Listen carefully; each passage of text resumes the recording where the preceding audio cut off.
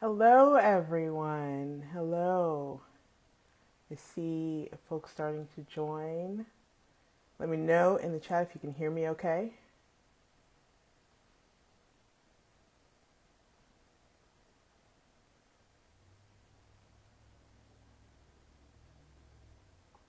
Perfect. All right. We'll give people just another second or two to join while we wait for a few more folks to pop on. Just let me know where you're viewing from so I can see where everyone's from. I am in the United States. I am right outside Philadelphia, Pennsylvania.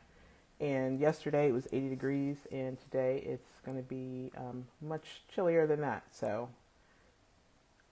glad that we're just about over having it be incredibly hot here. No one is a fan of that. Well, I'm not a fan of that. I won't say no one, but I'm not a fan of it.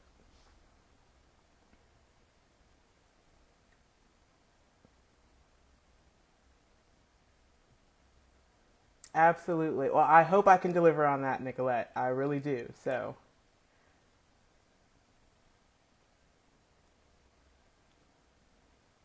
all right. Well, we will go ahead and get started in the interest of time. Make sure that I'm respectful of everyone's time.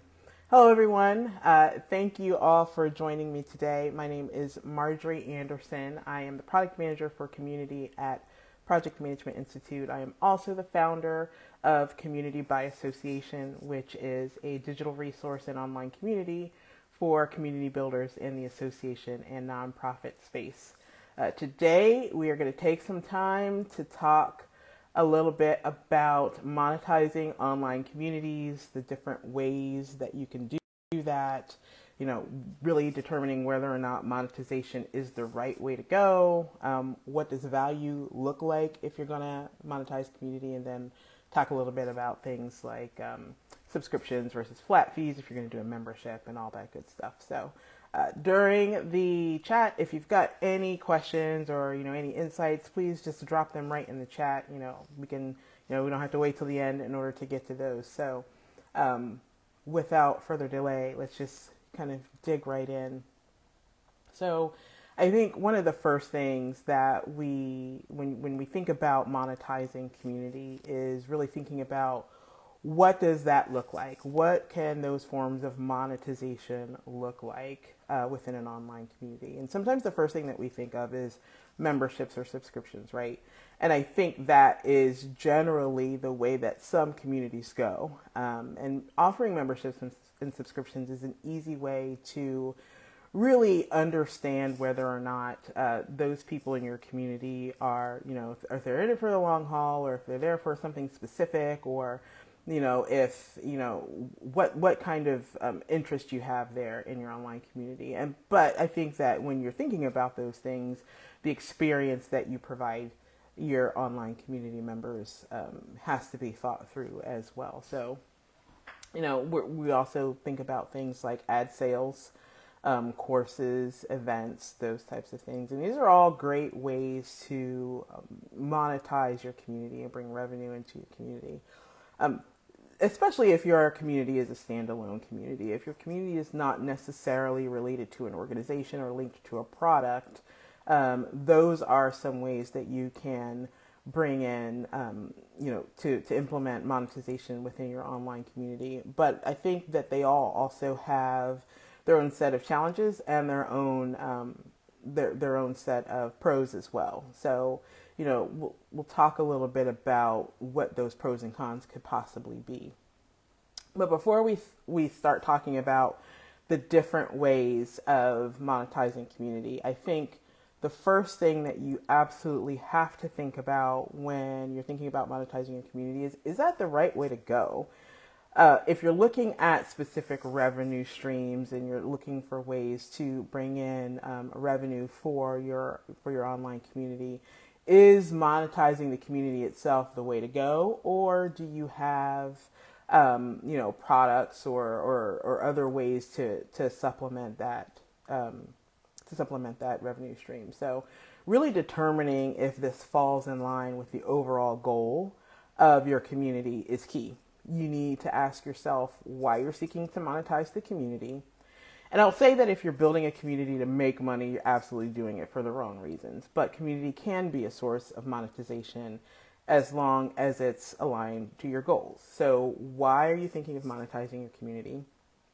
If your community has been around for a while and people have been able to access it free of charge from the get-go, really understand what the implications could be by monetizing it now. Will these founding members be free for forever and then you just introduce payment terms for new members? Or will you give them a year free and then you start to monetize, especially if you're looking at memberships or subscriptions, or even events, right? So, when you're looking to introduce some form of monetization within your community, really figure out how that's going to affect the current member experience within your online community and whether or not that effect is worth introducing direct monetization into your community.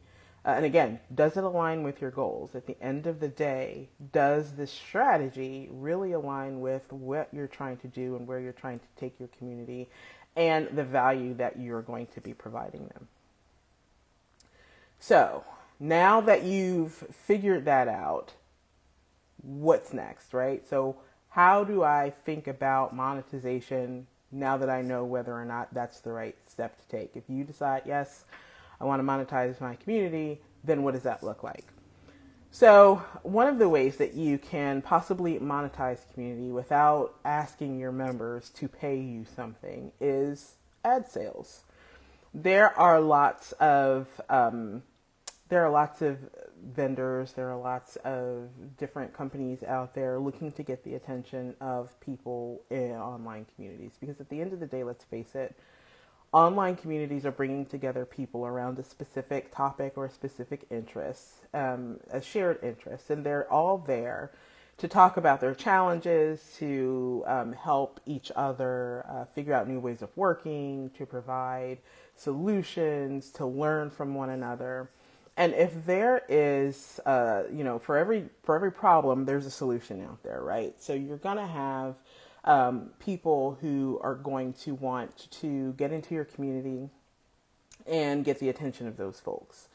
But when you're thinking about advertising sales and advertising dollars to monetize your community, make sure that the advertisers and the things that you're advertising there can be a benefit to your community, right? Because the last thing that you want is that, if you've got a community of people who are coming together around baking, the last thing you want is to get advertising dollars from someone who's selling sneakers or from someone who's selling, car parts. That's not gonna, there very well may be some sort of interest, but that's not why your community exists.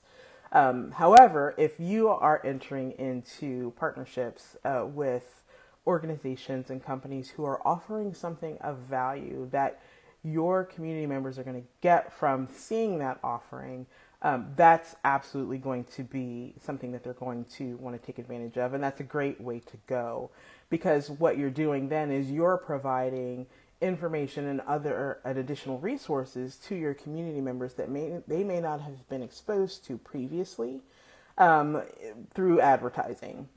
So when your community members are scrolling down through their feeds, or if they're looking off to the left or the right of their community page, if what they're seeing is really going to provide some immense value for them, then I say by all means, go ahead and think about that relationship and entering and providing those types of opportunities to other organizations and other companies who might be looking to spend some ad dollars to get the attention of your community members. At the end of the day, it all has to make sense, not only for you, but for your community. So again, going back to what is the whole reason that our community exists? Why are we here, and what can we really provide? What value can we provide by introducing something like this to our members? The second thing that you could consider is selling courses. So It's tricky with courses, I believe, because I think that there's so much out there that people can take advantage of for free, that the value that you are delivering through that course really has to be there. So there has to be something that people can learn specifically from you that they're not going to be able to learn anywhere else. So, for instance, if you have a community of developers and say maybe Google is offering free courses on development, and you say, okay, well, I'm going to offer a course on, I'm not a developer, so I'm not even going to try to fake my way through that one, but something specific that maybe they could get anywhere else. Why would they pay you for that course versus going to Google, who might be offering it for free right now? So again, it really boils down to, what is it that my community members are going to get from this course? Is it that I'm serving a specific niche? And by serving this niche and by hearing my community members talk about the things that they're having problems with, or that they're just having trouble finding solutions for, you then create a course that helps to address that. So, making sure that you are listening to the pain points of your members when you're developing those courses can be a great way to introduce something to them that could be a way to monetize your community. Because at the end of the day, if I'm already engaging in a space and I think that I can get some additional knowledge out of that space, and I'm feeling like that's the place where I'm getting the most value and where I'm growing, and I'm getting the information that I need to do my job better, or to bake bread better, or to knit a better blanket, or whatever your community is meant to do, then I'm going to spend my time there, and I'm going to put my money into the courses there, because that's where I'm getting the most value out of it. So when you're thinking about courses, do not recreate what someone's already doing, where someone might be able to get value out of it, or maybe they've already taken a course exactly like that. Think about the pain points that your community members are specifically talking to you about within the online community, and create your content in that way. Also, same thing with events. There are tons of events that your community members could go to in order to, network with other people who have the same interests as them, or learn new things. But when you're really thinking about your community events, and if you're especially thinking about monetizing your community events, you need to think about the experience that people are going to have once they are there. Is it going to be just a day-long string of webinars put together, and you're asking people to pay for that? I hardly think people would be willing, and I can't say that for sure. But if it's just a day full of webinars where there's nothing really special happening as part of that event, or if one day we ever return to live events, if it's you come in the morning and there's some donuts and some orange juice and bagels, and then you've got speaker, lunch, speaker, conclude for the day. That's hardly a unique experience for people to take advantage of. But really tap into the magic that your community holds, and build the experience around who those folks are and what they want. And that's really going to provide them something extra special that they might want to pay for. So those are some things that you want to think about if you're thinking about using events to help monetize your online community. And then there's also memberships and subscriptions. So memberships and subscriptions can be tricky, because memberships and subscriptions require that you think, just like with courses and events, requires that you think a little bit more about what these community members are getting for their buck. So if you're asking them to pay $20 a month to be a part of their part of the community, what does that entail? Is that going to give me a mastermind group that only I can attend? Is that going to give me a set of content that only I have access to?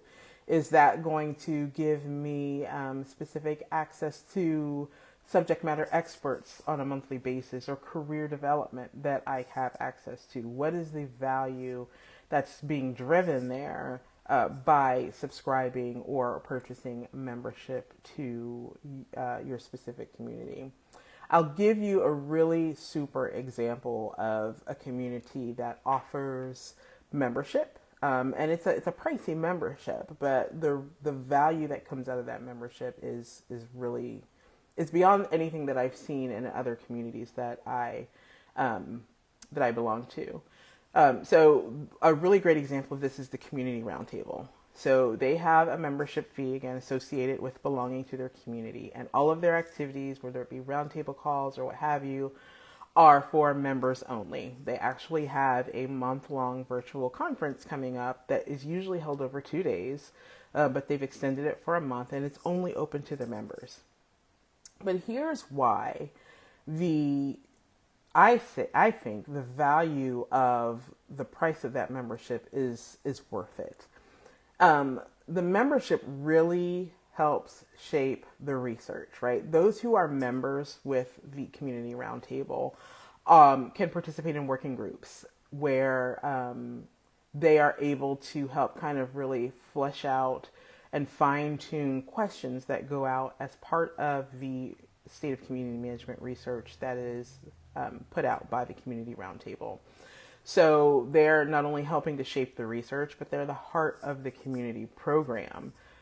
Any types of the roundtable calls that they have, any hosting of those calls, they are looking to their members to host and be the subject matter experts within those calls as well. Their membership are the star speakers at their annual conference. So they're not going out necessarily and seeking, people to come in and provide the knowledge that all of their members already have. They're looking to their members to do that for one another. So they're really creating opportunities for community members to be really invested. And for many, it's worth that price of admission. So if you're not offering these types of special experiences, then you can't expect people to provide, money to you for that. So, if they can get the experience that you're providing elsewhere, they'll get it elsewhere if it comes down to, do I pay or do I not pay? So we've got a question here. I'm going to stop there for just a minute. I've got a question here from Nicolette. When it comes to creating a course or event, how would one go about assessing the monetary value or worth of it? It's a great question. So when you're thinking about assessing the monetary value or worth of a course or event that you are offering, there's a couple of things that you can look at. The first thing that I would recommend is look at the market. Based off of what you're going to offer, the type of course that you're going to offer, the type of event that you're going to offer, look to see comparatively what others are offering for that same experience. You don't want to price it too low, right? Because then people are like, really, how special is that going to be? And you don't want to price it too high because people are like, no, I can go to this other thing and get the same type of experience. But what you want to do is you want to take a look at what could be a median range for what you're offering based off of what else is out there. And then think about, if you can gather this type of data, what your community members would pay for it. And the way that you can gather this data is by asking them. Do some user research. There is no harm in saying, hey, we're looking to offer a course or event, and we would really like to get some feedback from the community about it. Like, you don't have to necessarily call out specifically, we want to know how much you want to pay for it. But you can say, we would like to get your input so that we can help shape these experiences specifically for you. So if you've got a straw man of what this course or what this event is going to be and what it's going to offer and what you think you might charge for it after you've already done some market analysis and you've really figured out, okay, I think this is our sweet spot. Bring some of your community members together in a user research session. Ask them, this is the experience that we're going to offer, or these are the things that we're going to offer as part of this course. what would you expect to get out of this course? This is the title of it. This is the objective of it. What are you expecting to get out of this course? What would you expect to pay for a course like this? Have you paid for other courses that offer the same sort of content? So doing that type of research is going to be key in order to help you figure out how you're going to price that. And I think that doing that up front will prevent you from launching something that may or may not be successful, right? You don't want to just throw caution to the wind and just put it out there and hope that people will buy. But doing that user research is going to be 100% crucial. I would also say that I would not limit that research to your community members, because I think at the end of the day, this, whatever this course or this event is, or if you're doing a membership or subscription, it's key that you figure out what might attract others to your community, right? So if you know that there are people out in the space that you might be serving that could benefit from this, put a call out on Twitter, put a call out on LinkedIn, put a call out wherever those people gather, and see if you can get them to provide you feedback also. Like this whole user research, market research piece element is key to making sure you price it right and that you're providing the right offering. I hope that helps. Any other questions before we kind of move on and talk a little bit about value? Okay. So, as we were talking about, what subscription models could look like, what courses and events could look like, what monetization could look like, at the end of the day, it really boils down to what does value look like when community is monetized, right? So value in the monetization of communities, I believe, is really linked to what your community is going to get out of it, especially if you're looking at a subscription model or even ad sales or memberships. We've talked a little bit about this, but if you're asking your community members to pay money to be a part of your community, whether that's pay money in a subscription model or pay money to go to this event or pay money to participate in this course, you really have to be offering them something that's exclusive that they can't get anywhere else, and it's got to be more than just a webinar, right? So if you're offering, say for instance, membership to your community, subscription fee or flat fee, it can certainly be tricky to figure out, what's the right balance of value that you can provide to someone. But if you're looking out over, and this really goes back again to your user research and paying attention to what your community members are doing and saying within your online community, if you look over the landscape and you really think about experiences that you've offered them that they've really been jazzed about, right? So maybe it's not the monthly call, but maybe it's a career development workshop. And lots of people showed up for that, and they thought that was just the bee's knees. That's value that you can monetize, right? Because you know that this is something that people are going to want. They're going to want to continue to participate in it. It's going to be useful for them. So, really figuring out what value means to your community is key. And then again, that goes back to talking to your community members to really understand what they expect to get if they are paying dollars for something. There's a lot of research that goes into membership models. There's a lot of research that goes into course development, especially when you're trying to sell courses. There's a lot of research that goes into event models that determine whether or not you charge for a part of the experience or the whole experience. So you have to absolutely do your homework up front. To understand what that needs to look like in order for you to deliver something that people are going to pay for. That also goes to ad sales. So when you're thinking about introducing advertising into your online community, you have to convince advertisers why they need to be in that space, right? They're not just going to hand over money because you have an online community. They need to understand what's their return on investment, what's the ROI that they're going to get from introducing their product or service into your community through advertising sales. So you need to be very clear on what the value proposition is and what that looks like for people before you figure out what your monetization strategy is. I think one other thing that you need to think about that we touched upon a little bit at the beginning is, you know, what happens if this is not part of your strategy at the beginning. I think it's really difficult to introduce a monetization strategy midstream to your community when they've been experiencing a lot of stuff for free. Not so much for things like courses and events, but if you are designing experiences that people are now going to have to pay for as part of your membership, as part of your community experience that they've had all along, how do you then introduce that change to your community?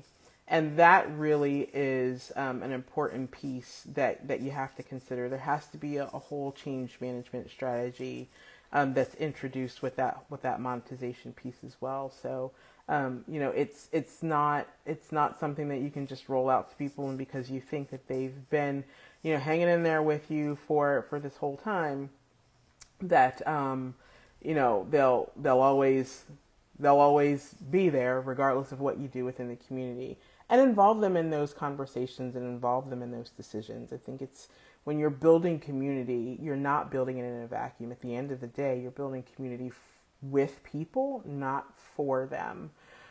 So you'll want to make sure that you involve them in those decisions to the extent that it makes sense, right? So that could be things like, again, those focus groups. Tell me what you're thinking. Does this make sense? You know, what is your reaction? You know, if this change goes into effect, what do you know, how does that affect your involvement within the online community? So making sure that you get that insight is absolutely key before you make those types of changes to any type of monetization strategy within your community. I have been talking for a bit, so let me stop and see if there are any questions before we move on.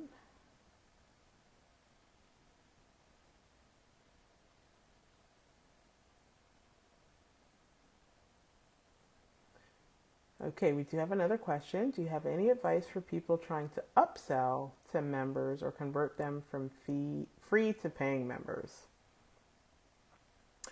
So this one can always be a hard sell, right? Because if I'm used to getting something for free, and now you're asking me to pay for something,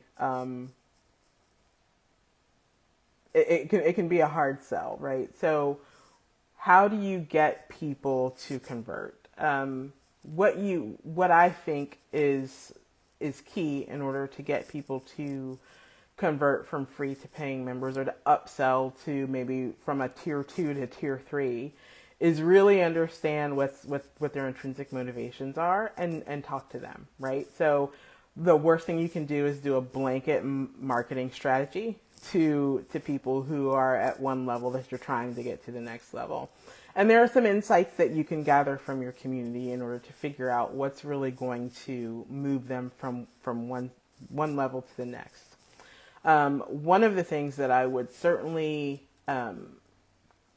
urge you to take advantage of is if you've got any sort of insight into voice of the customer within your online community, make sure that you take it. And that can look a couple of different ways. That can be what they're posting in your online discussion forums, right? So they could be talking, oh, I wish we had this. Oh, if only this. Oh, if only that. So those are ways for your community members to tell you, listen, in order for me to get the value that I really need out of this community, these are the things that I need. They will tell you what's working. They will tell you what's not working. Use those pieces of information and those bits of data from your online community in order to figure out, okay, how can I provide something that's super valuable to convert this person from, being a free member to maybe paying, or, upselling them, having them buy a course versus um, attending just the free ones. Another great way to get people, especially when it comes to courses and events, to convert is to give them a taste of an experience or a taste of content that's part of a larger piece of content, right? So one of the things that I've seen work really successfully is you release a template that's 5 steps on how to create the perfect, I don't know, to knit the perfect blanket, right? So, if you've got a knitting community, there's 5 steps to knit the perfect blanket. Someone's really struggling, and then they've got this framework that they can use, these diagrams that they can follow. But, you've released that, and maybe they've gotten a ton of value out of it, and they're thinking, oh, but if only I knew how to, get the edges just so. Like, I know how to make the pattern, but if I could just understand how to integrate the colors and to make this, the best blanket that I've ever seen, you've got a larger course that takes you through all of the steps of making the perfect blanket. So you take them from maybe having the perfect stitch to creating a masterpiece, upsell them that larger course. Give them a taste of something that feeds into a larger course or a larger event, and then upsell them for the whole experience. Another way that I've seen this work is that, especially for events, a great example of this is Fast Company. Fast Company is having their Innovation Festival, I believe, next week, and they have specific tiers that you can purchase for a pass, right, for the experience. So you can, for free, I believe, register as, I think it's something like Company of Friends. And so you get access to specific content, but you don't get access to the workshops. You don't get access to mentoring. You don't get access to, certain parts of the conference. There's very specific experience that are reserved for other folks. If that's something that I am incredibly jazzed about and that I'm looking for, and that I know that I want more than just the sessions that happen throughout the course of the week, I'm going to want to upgrade to that next tier so that I can have those experiences. So by tiering what people have access to, you are creating sort of a sense of FOMO, and then you're also appealing to what they might want to see or might want to experience in the future. So, you don't have to give everything up front. You can absolutely tier access to content, tier access to event experiences, tier access to, even your membership and the benefits that come along with that membership. So I think that is going to be a key way of making sure that, there's an opportunity there to upsell. Okay, we've got another question from Aaron. How would you best address a price raise? For example, if members get upset about it, lots have lost the ability to charge for offline things, which are generally easier to monetize, but some feel like making their digital spaces monetize will alienate their members. Yeah, that's a tough one, especially in times like we're in right now. A price raise is always hard to navigate. So I think one of the best ways that you can address a price raise is to be honest and transparent about why the price raise took place. So the last thing you want to do is to say, oh, we're raising the price to be able to provide you a better experience and not provide a better experience. If I'm getting the same experience that for $29 that you are telling me that I'm going to get at $59, there's no way that I can reconcile that, right? So I would be transparent about why you're raising the price. And then at the end of the day, your members have to figure out if that's going to be right for them. And if it's not, then maybe they'll come back at a time when they're able to accommodate that price raise. But if it's not, then, you still have to make it appealing enough to maybe even bring in new people and attract another audience. So I think that being being transparent and really being upfront about it, and knowing that not everyone's going to be on board with a price raise is something that you're just going to have to kind of build into the expectations if you announce something like that. People aren't going to be happy. Um, what I have seen though is that people will complain about a price raise because maybe they weren't expecting it. And especially if they've been paying a certain price for a long time and then all of a sudden there's a price raise. Why are you raising the price? You're just money hungry, blah, blah, blah, blah. But if they still are receiving the value that they cherish and that they love, and you're still delivering that value, none of that quality has changed. And maybe if you're introducing something new that's going to help them be more successful, or is really going to speak to their motivations for being involved with your online community or with your community, then they might complain, but they'll still pay, right? Because at the end of the day, it's been valuable for them to be a part of what you're doing. So you can't expect that from everyone, but I think transparency is key. Yeah, yeah, yeah. You can't accommodate everyone. You can't accommodate everyone. So absolutely. Pooja, what have been the best ways of examples you've seen people adding a lot of value to their services to justify them monetizing their offering? So some of the ways, that's a great question, but some of the ways that I have seen people adding value to their services in order to justify the monetization is really, again, boiling it down to ensuring that the experiences that people have are top notch. Like if I'm asking you to pay for something, I'm going to make sure you're not getting that experience anywhere else. And now, again, I'll go back to the community roundtable because they do charge for membership to their community, but the members are so involved and ingrained in the success of that community that you're pretty much bought into to what they're doing, and you're very heavily invested into their mission and what their membership offers.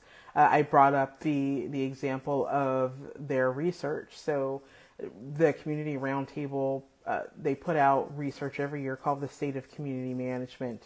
And that research, while led by a community roundtable, one of the community roundtable founders, that research is built by the community members.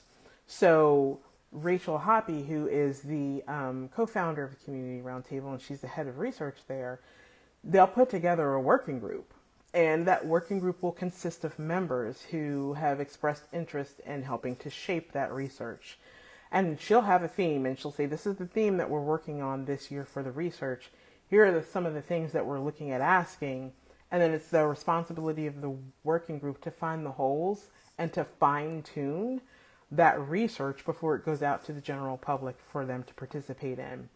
And that is a great way for people to really feel invested in the investment that they're making for being a part of your community. So I think really tapping into that when you're looking at providing a monetized offering for your online community is going to be key. At the end of the day, if your community members don't feel like they're getting anything out of it, again, exactly, Malika, it is about the value. It is 100% about the value. It can't be just for you making money. It has to be something that's going to provide them something in the long run, something they can be proud of, something that they can be excited to be a part of. So again, do your research, make sure that you're talking to folks and understanding what's really going to motivate them before you roll out any sort of monetized offering is my ultimate advice there. But it can be done. It absolutely can be done. Communities are doing it successfully. And so, but I would do your research before you embark on that journey. I hope that helps.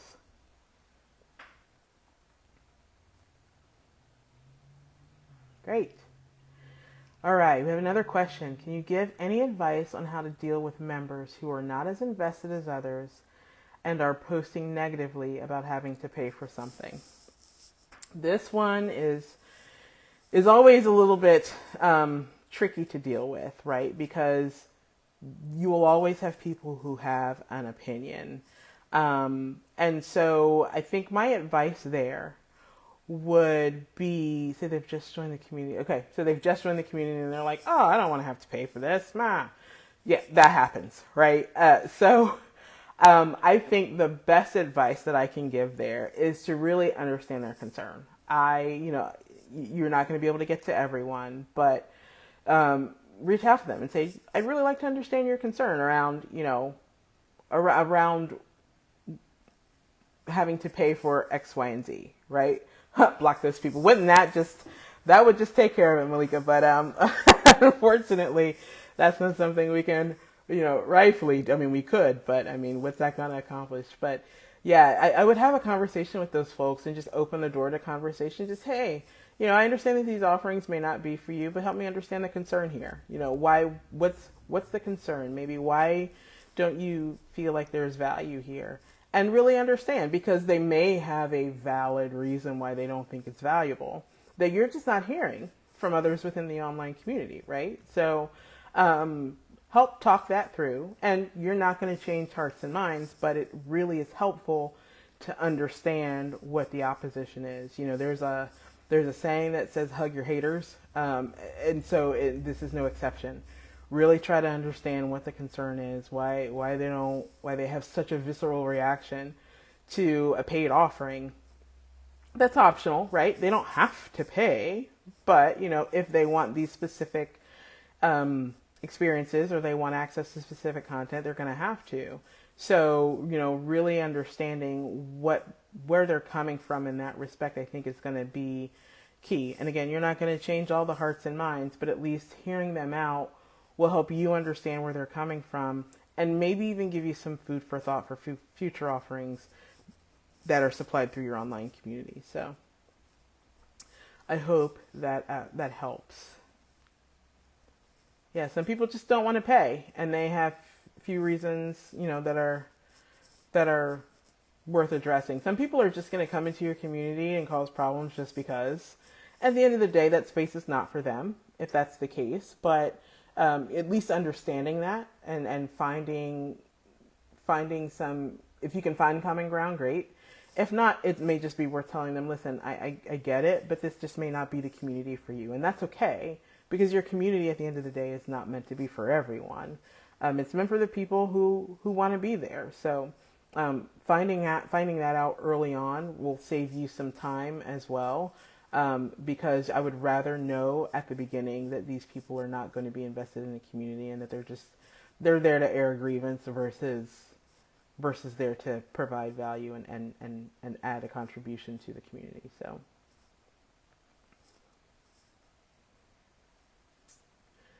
any other questions?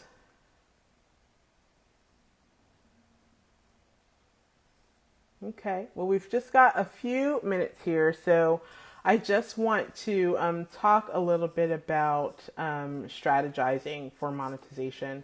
I think that that is a key piece that we might miss when we're trying to figure out whether or not monetization makes sense for our online communities. And I think the first thing that you really have to think of when you're thinking through a monetization strategy is the why, right? I think that question has to be, you have to start with that question for everything, for starting an online community, for monetizing an online community, for making changes to your online community. Why are we making this change? What's the whole reasoning for this? And then next is how. How are you going to introduce this change to your online community? How is it going to affect the way that they engage with you? How is it going to affect the number of people in your online community? Say you're offering something that people really want to get access to, but maybe they don't have the funds in order to do it. So make sure that you're answering the why and the how. And then also, how are you going to go about carrying this out? There's research that you have to do. You look out there and see what else is out there. What's the value that it's going to provide to the people that you're offering it to? So those are key questions that you have to ask when you're looking at your strategy around monetization. And at the end of the day, how flexible is it, right? So if things don't work out, how flexible are you going to be to lower a price? Or if things go really well, how much are you going to raise the price? Those types of things. So these are all things that you have to think through before you even release anything out to your community in terms of monetization, whether that's ad sales, whether that's events, whether that's subscription models, whatever that looks like. Those are key questions that you're going to have to ask yourself. And then how much are you willing to invest in bringing that quality so that you can monetize? Another question, are we seeing online communities or members looking and willing to spend more as a result of the current climate? Something more unique or real, or the opposite, as some people are losing jobs or looking at their finances? It's a great question. What I have seen and talking with other people in the community space is it depends.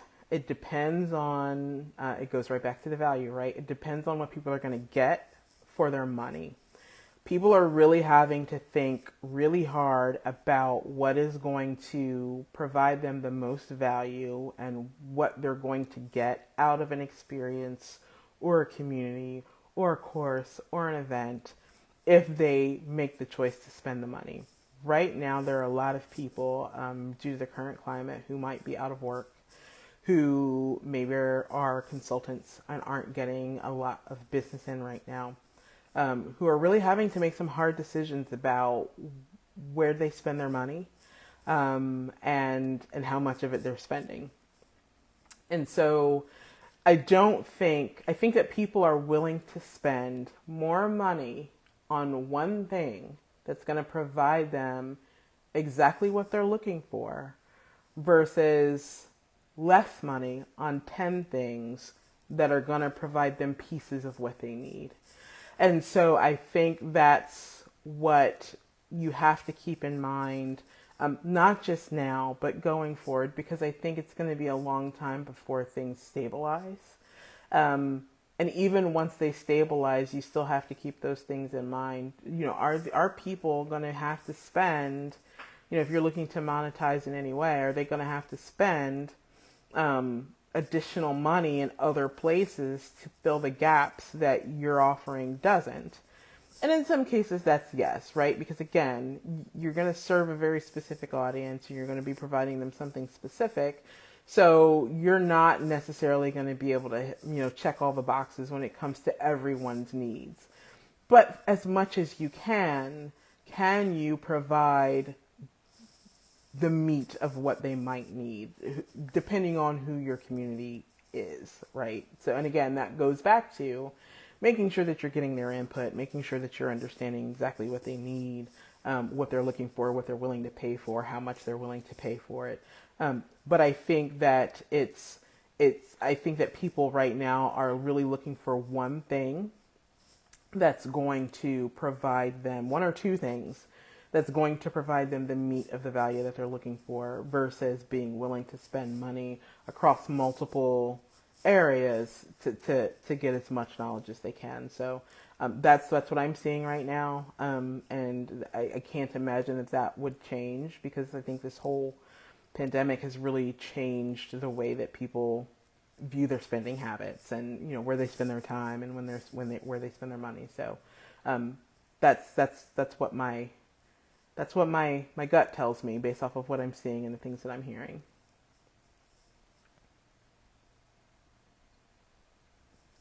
We've got about 9 minutes left. Are there any other questions that I can help answer? Good. I'm glad that kind of aligned with what you were thinking too, Valentina. Yeah, I think it's just the state of things now.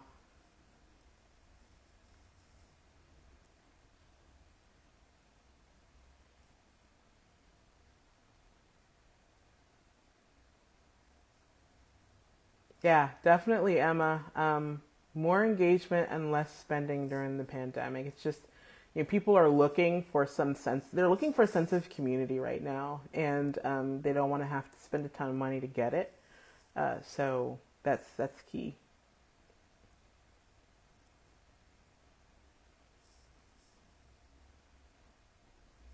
Okay.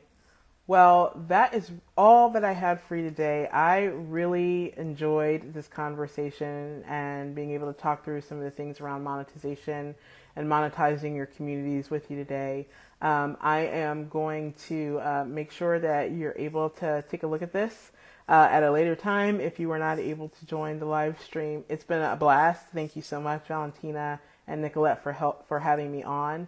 And I hope to see you guys in the community and talk a little bit more. If you've got questions, feel free to reach out to me. You can find me on LinkedIn, Twitter, here in the collective as well. So I am looking forward to being able to chat with you a little bit more and understand the types of things that you're working on. Thanks, everyone. Have a great day.